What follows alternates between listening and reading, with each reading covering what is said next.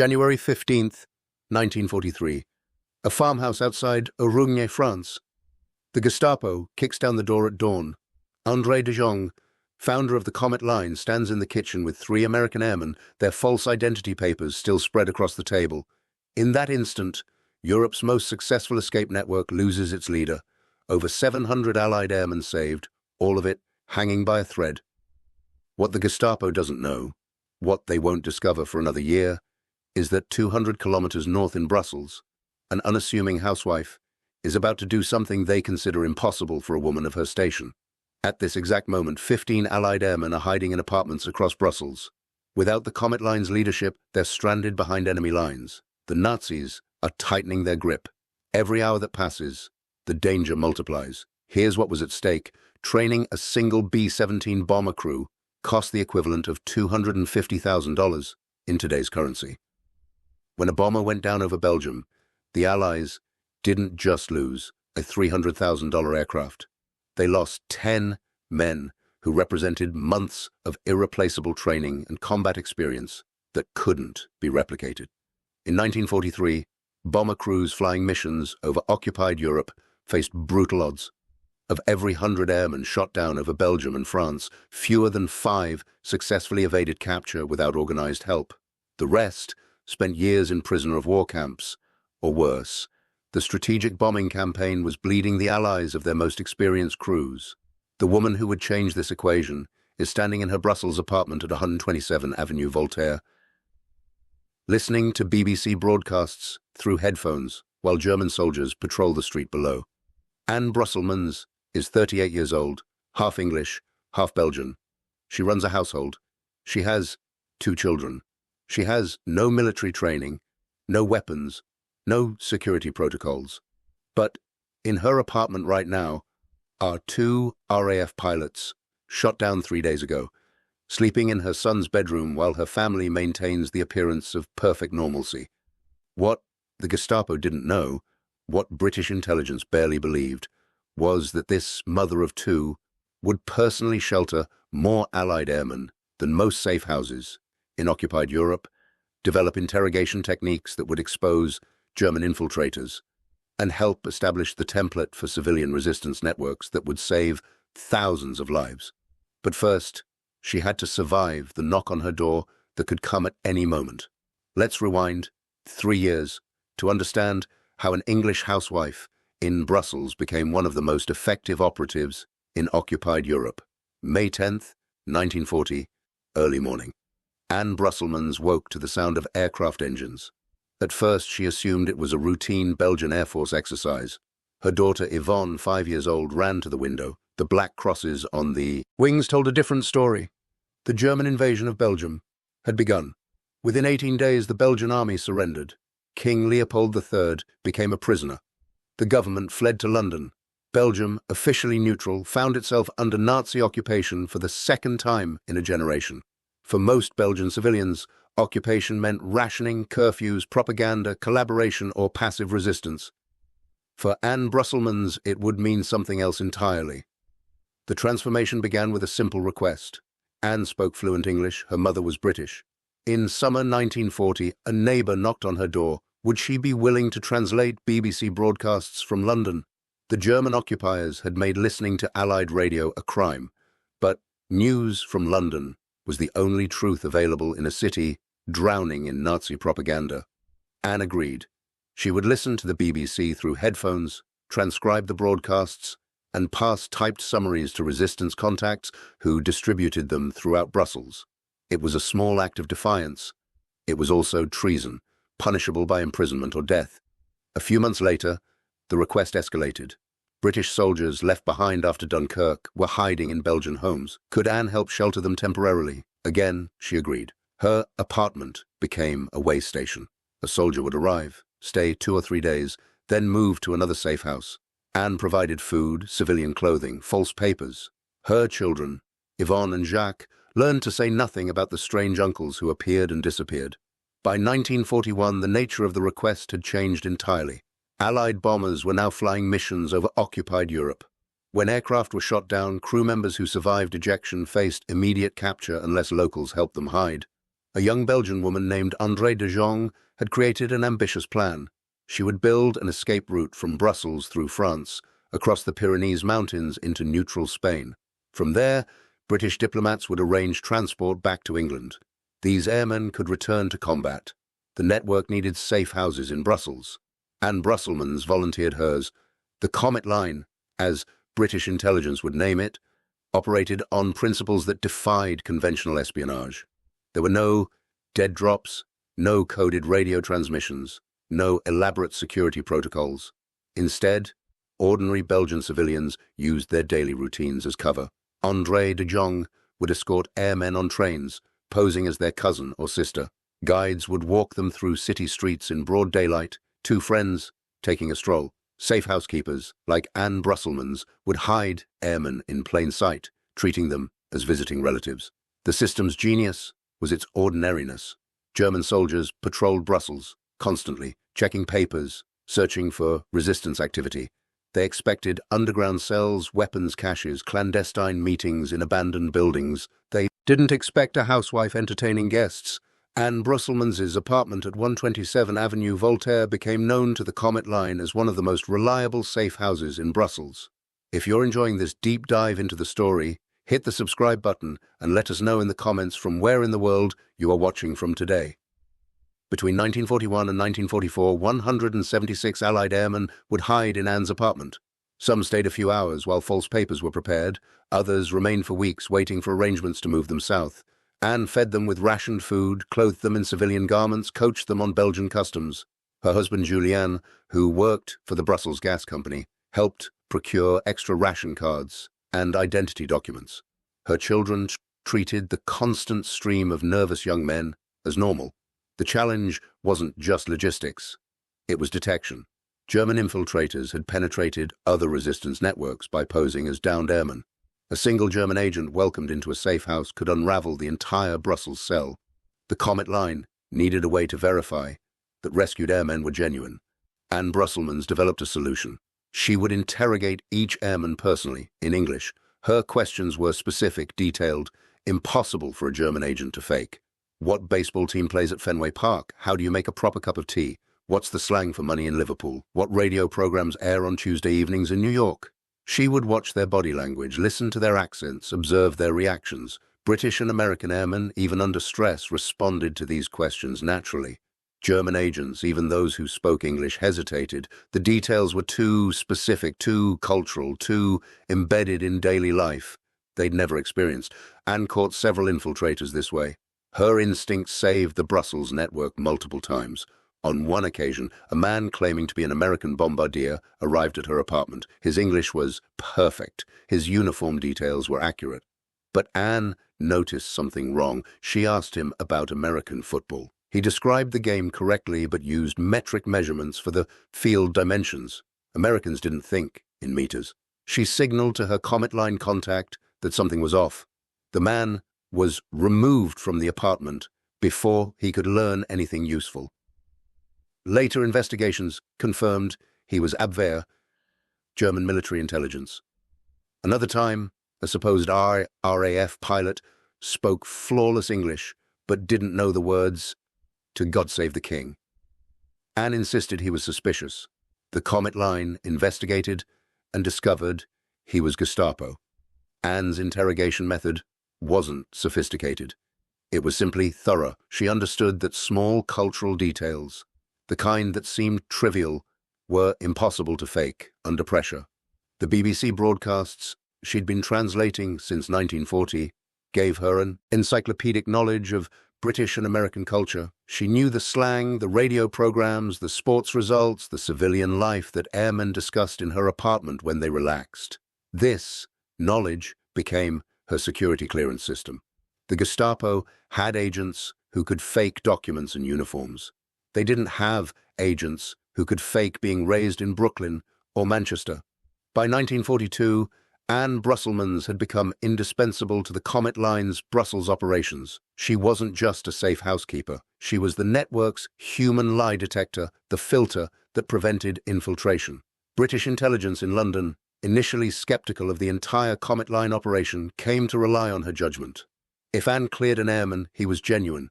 The psychological toll was immense. Every knock on the door might be the Gestapo. Every stranger on the street might be an informer.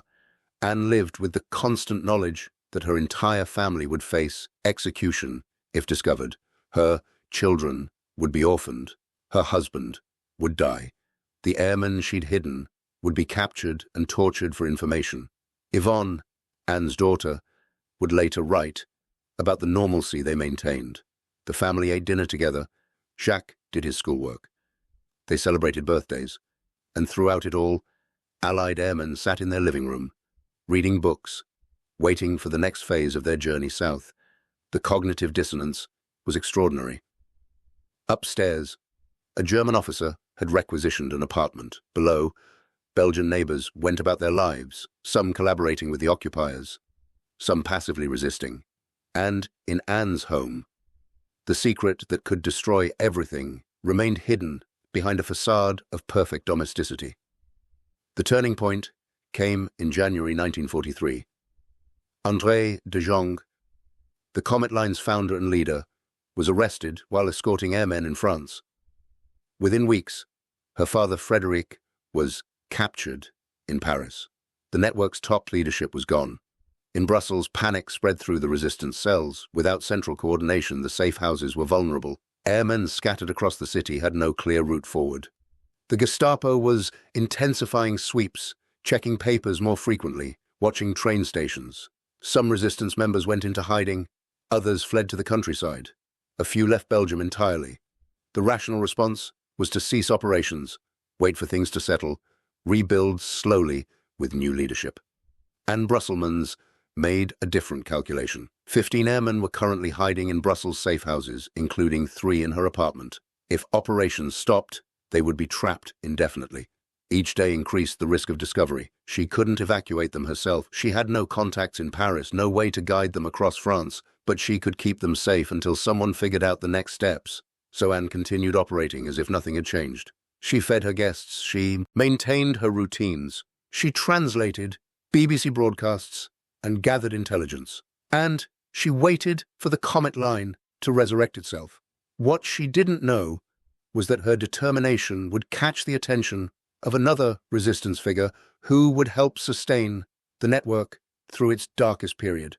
But that part of the story requires understanding just how close the Gestapo came to breaking everything. February 6th, 1943, Baron Jean Grindel, codenamed Nemo, head of the Comet Line in Brussels, is arrested at the Swedish canteen on Rue du Cal. The canteen, run ostensibly as a charity providing food and clothing to poor children, had been the perfect cover. Nemo had used his position as director to coordinate safe houses, interrogate airmen, arrange transportation. German authorities never suspected that the respected baron organizing charitable works was running Belgium's most effective escape network. His arrest triggered panic throughout the Brussels cells. Nemo knew every safe house address, every contact, every airman currently hiding in the city. Under Gestapo interrogation, if he broke, the entire network would collapse within hours. Anne Brusselmans had 3 airmen in her apartment when news of Nemo's arrest reached her. The protocol was clear. Evacuate immediately, destroy all documents, cease operations until the damage could be assessed. Anne made a different calculation. Moving 3 airmen through Brussels during a Gestapo dragnet was more dangerous than keeping them hidden. Her apartment had never been compromised. Nemo didn't have her address in his records because she operated through intermediaries. She decided to stay put, maintain normalcy, trust that the cell structure had protected her identity. For 48 hours, the Brusselmans family lived in suspended terror. Every footstep in the hallway might be the Gestapo. Every knock on a neighbor's door might precede their own. Anne's children went to school. Julienne went to work. The 3 airmen stayed in the back bedroom, completely silent during daylight hours. They read books. They played cards, with no sound. They waited. On the 3rd day, a Comet Line courier arrived with news. Nemo was in Gestapo custody, but he hadn't talked. Not a single address, not one name. He was enduring interrogation, likely torture, and revealing nothing. The Brussels network remained intact. Baron Jean Grindel would survive in prison until September 7th, 1943.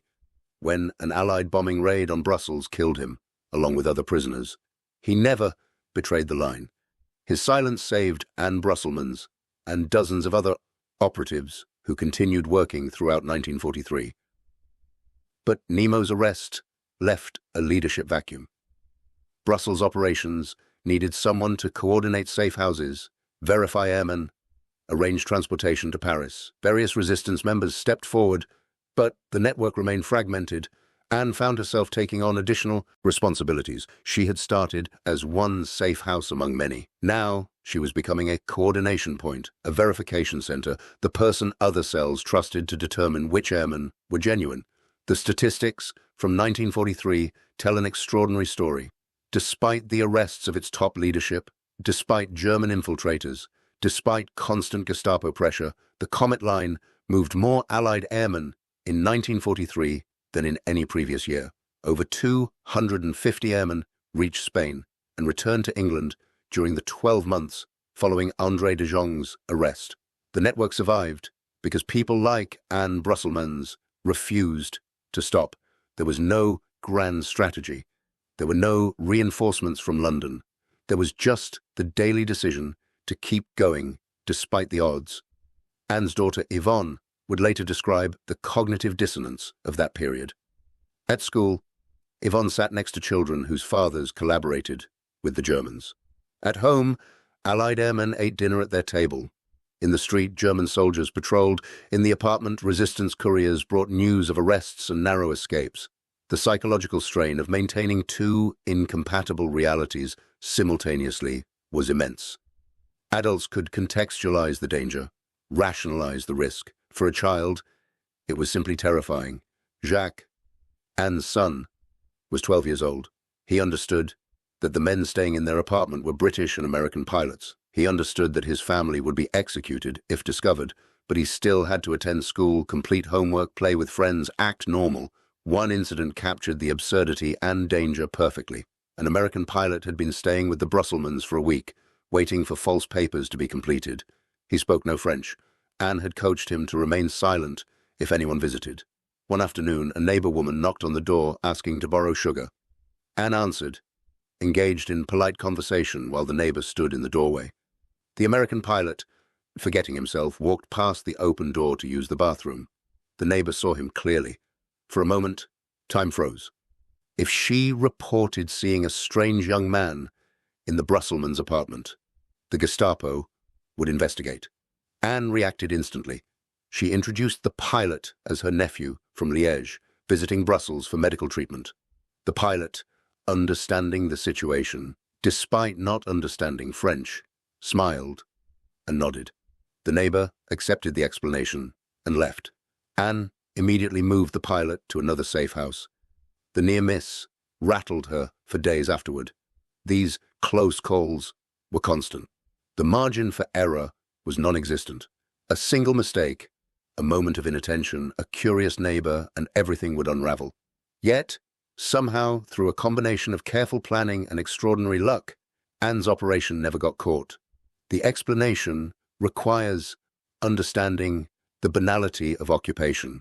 German soldiers were everywhere in Brussels, but most were not Gestapo agents. They were clerks, cooks, mechanics, ordinary soldiers performing routine duties. They patrolled streets, checked papers at train stations, enforced curfews.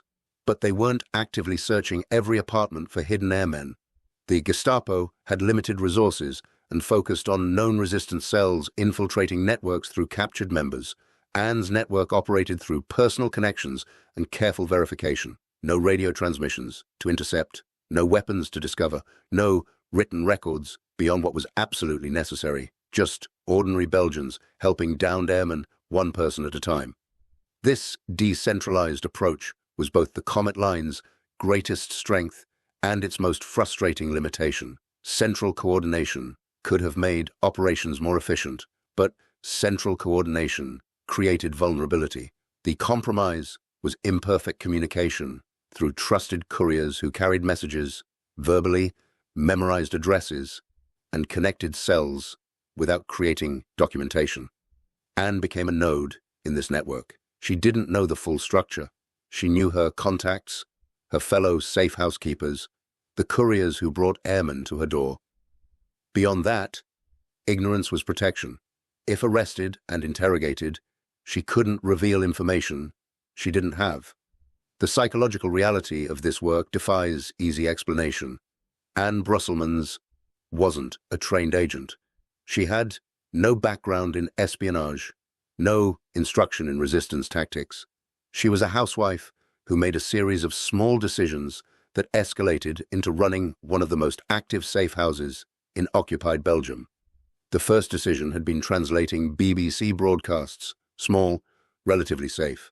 The next was sheltering a soldier for one night, still manageable, then another soldier, then becoming a permanent safe house, then developing interrogation techniques, then coordinating with other cells. Each step seemed like a minor escalation from the previous one, but the cumulative result was that Anne Brusselmans was committing high treason against the German occupation, punishable by execution, doing it in her family home, involving her children, and continuing despite watching colleagues get arrested. The rational response would have been to stop at any point. The mathematics of risk versus reward suggested that continuing was insane. 176 airmen would eventually pass through her apartment over 4 years. The chance that all 176 would make it through without compromise, without betrayal, without a neighbor noticing, without a German patrol becoming suspicious, was astronomically small. Yet Anne kept going. Why? The simplest explanation is that she couldn't abandon the airmen who were depending on her. Once you've committed to helping one person, stopping means condemning the next person who needs help. The moral logic becomes inescapable. Each airman who arrived at her door was someone's son, someone's husband, someone who had been shot down defending occupied Europe. How could she turn them away? But there was something else. Anne Brusselmans was angry. The occupation offended her sense of justice. She was half English, watching her mother's country fight alone against the Nazis. She was half Belgian, watching her father's country suffer under occupation. The BBC broadcasts she translated contained news the German propaganda tried to suppress. Allied victories, German losses, the tide of war slowly turning. Every airman she saved was a small act of resistance, a denial of German control, a refusal to accept that the occupation was permanent. That this wasn't martyrdom, it was practical defiance. If you're enjoying this story engaging, please take a moment to subscribe and enable notifications. It helps us continue producing in-depth content like this. By summer 1943, the Comet Line had adapted to its new leadership structure. Jean-François Nothomb, codename Franco, had taken over Andrée de Jongh's role, escorting airmen across the Pyrenees. In Paris, Jacques Legrel, codenamed Jérôme, coordinated the French cells. In Brussels, multiple resistance leaders shared responsibilities previously handled by Nemo. Anne Brusselmans continued her role verifying and sheltering airmen. She had become so reliable that new Comet Line coordinators specifically requested that airmen be sent to her for interrogation. Her English fluency and cultural knowledge made her the best filter against German infiltration. But the network faced an existential crisis. German intelligence had learned from previous failures. Instead of raiding safe houses randomly, they were deploying sophisticated agents who could pass initial screening. These weren't Germans pretending to be American. They were Belgian collaborators who genuinely spoke English, had studied Allied military culture, and could maintain cover for weeks. The Comet Line needed better security protocols. In June 1943, disaster struck again. A Belgian named Jacques Desoubriers, who had been working as a guide on the Brussels to Paris route, was actually Gestapo. He had infiltrated the network so thoroughly that he knew dozens of contacts, safe houses, and methods. On June 7th, Desoubriers orchestrated mass arrests. In Paris, Andrée de Jongh, André's father and key coordinator, was arrested at a train station. He knew he'd been betrayed. He tried to warn other network members before the Gestapo took him away. He failed. Within 48 hours, over 20 Comet Line members were in custody. The network, already reeling from previous arrests, faced complete collapse. Anne Brusselmans in Brussels learned about the Paris arrests from a courier. The message was terse. Paris compromised. Cease operations immediately. All safe houses evacuate. But Anne had 5 airmen in her apartment. One had a broken leg from his parachute, landing and couldn't walk easily. Another was recovering from burns. Moving them immediately through a city on high alert was suicide. Anne made a tactical decision. The Paris arrests hadn't directly compromised Brussels' addresses because the cells operated independently. She would keep her current airmen, finish arranging their transport south through alternate routes, then temporarily close her safe house until the situation stabilized. For 2 weeks, Anne maintained perfect normality. Her children attended school. Julien went to his job at the gas company. The 5 airmen stayed completely hidden, not even approaching windows during daylight. Anne shopped for food, gossiped with neighbors, attended church. Behind this facade, she was coordinating with alternative contacts to move her airmen through routes that bypassed Paris entirely. The plan worked. All 5 airmen made it to southern France, crossed into Spain, and eventually returned to England. Andrée de Jongh was not so fortunate. Held in various prisons, interrogated repeatedly, he refused to provide information about the Comet Line's structure.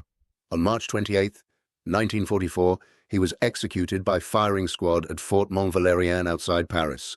He was 52 years old. News of his execution reached Anne through underground channels. She knew Andrée de Jongh personally. They'd coordinated on multiple operations. His death, like Nemo's before him, was a reminder that this work had lethal consequences. Yet, Anne continued. By late 1943, Allied intelligence in London was receiving remarkable reports about the continued success of the Comet Line. Despite losing its founder, its primary escort, its Brussels coordinator, and dozens of helpers, the network was still functioning. How? The answer was people like Anne Brusselmans, ordinary civilians making extraordinary daily decisions to continue operating despite overwhelming danger. No one person replaced Andrée de Jongh. Instead, a dozen people each took on pieces of her role. The network became more distributed, more resilient, harder to destroy. January 1944. The Gestapo was closing in once more. Jacques Desoubry, the infiltrator who had caused the June arrests, resurfaced under a new alias. This time, he targeted the reconstituted Paris leadership. On January 17th, Jerome, the British agent coordinating Paris operations, was arrested at his apartment. The next day, Franco was captured at the same location. The Comet Line's French leadership was decimated again. But the Brussels cells continued operating. Anne Brusselmans, by now a veteran of nearly 3 years of resistance work, had learned something crucial. The network's survival didn't depend on any single leader or central coordination. It depended on individual operatives refusing to quit. In early 1944, Anne received word through alternative channels. The strategic situation was changing. Allied forces were preparing for a massive invasion of France. Intelligence officers in London wanted to shift tactics. Instead of evacuating every airman immediately, some could be hidden in forest camps, waiting for Allied armies to liberate Belgium. The calculation made sense. Border crossings were becoming increasingly dangerous. German security along the Pyrenees had intensified. Every crossing risked capture not just of the airmen, but of the guides and escorts. If the invasion succeeded, Belgium might be liberated within months. Anne helped establish several of these hiding camps in the Belgian countryside. Airmen who'd been shot down in early 1944 were spirited out of Brussels to farms and forest hideouts. Local farmers provided food. Resistance members brought supplies. The airmen, sometimes groups of 10 or 15, lived in barns and abandoned buildings, waiting for liberation. But Anne's apartment continued operating as well. Some airmen still needed immediate evacuation due to injuries or security concerns. Anne's role as interrogator and short-term shelter remained essential. Between January and June 1944, she sheltered another 37 airmen. The pace was relentless. Couriers would arrive with 2 or 3 airmen. Anne would interrogate them, verify their identities, keep them hidden for a few days while arranging next steps. Some went to forest camps. Others continued to southern France through rebuilt escape routes. The psychological toll, by this point, was severe. Anne couldn't sleep well. Every sound in the night might be the Gestapo. Her health deteriorated. Stress-related heart problems began developing, issues that would plague her for the rest of her life. Yet she continued because stopping meant abandoning airmen who needed help. June 6, 1944, D-Day. Allied forces landed on the Normandy beaches. News spread through Brussels within hours via BBC broadcasts. The occupation, which had seemed permanent, suddenly felt temporary. Liberation was coming. German authorities in Brussels reacted with intensified security. They knew resistance networks would attempt sabotage to support the invasion. Patrols increased. Checkpoints became more thorough. Arrests accelerated. The Comet Line faced a paradox. Liberation was approaching, but the final months of occupation might be the most dangerous. Anne made a difficult decision. She temporarily lost her safe house to new arrivals. The airmen already in her care would be moved to forest camps. Taking in new airmen when German security was at peak intensity was too risky. For the first time in 3 years, her apartment was empty of fugitives. Her family could almost pretend to be normal. Almost. Because Anne's work wasn't finished. She continued coordinating with forest camps, arranging supply deliveries, managing the network of contacts who were hiding dozens of airmen across the Belgian countryside. August 1944, Allied armies broke out from Normandy and swept across France. The German occupation of Belgium was collapsing. On September 1st, British tanks entered Brussels. The liberation had arrived. The Brusselmans family watched from their apartment window as Allied soldiers drove down Avenue Voltaire. 4 years of occupation ended in a single day. Anne's first action after liberation was to ensure all the airmen in hiding emerged safely. Couriers were sent to forest camps with instructions. Come to Brussels. You're free. Over the following weeks, dozens of airmen made their way back to the capital. Many stopped at Anne's apartment to thank her personally. The statistics of what Anne Brusselmans accomplished are extraordinary. 176 Allied airmen sheltered in her apartment over 4 years, 0 compromises, 0 betrayals, 0 arrests. The odds of that outcome were minuscule. Her interrogation techniques caught multiple German infiltrators, protecting the entire Brussels network. Her decision to continue operating during the leadership crises of 1943 maintained Comet Line operations when they might have collapsed entirely. But Annie never sought recognition. In the immediate aftermath of liberation, she focused on rebuilding normal life. Her children needed stability. Her husband had employment to restore. She had her own health to manage. Then the honors began arriving. The United States awarded her the Medal of Freedom with Silver Palm, one of only 14 Europeans to receive this distinction. General Dwight Eisenhower personally signed the citation. The United Kingdom granted her the Medal of the British Empire.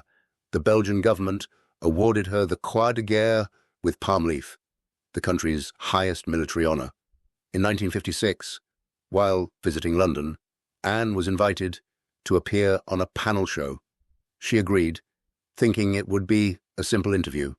Instead, she was surprised as the subject of This Is Your Life, a popular television program. The studio audience included dozens of airmen she'd helped save, men she'd sheltered, interrogated, protected. They had traveled from across Britain to thank her in person. The television broadcast captured Anne's genuine confusion and emotion. She never viewed herself as extraordinary. She'd simply done what needed doing. The post-war reckoning for the Comet Line was sobering.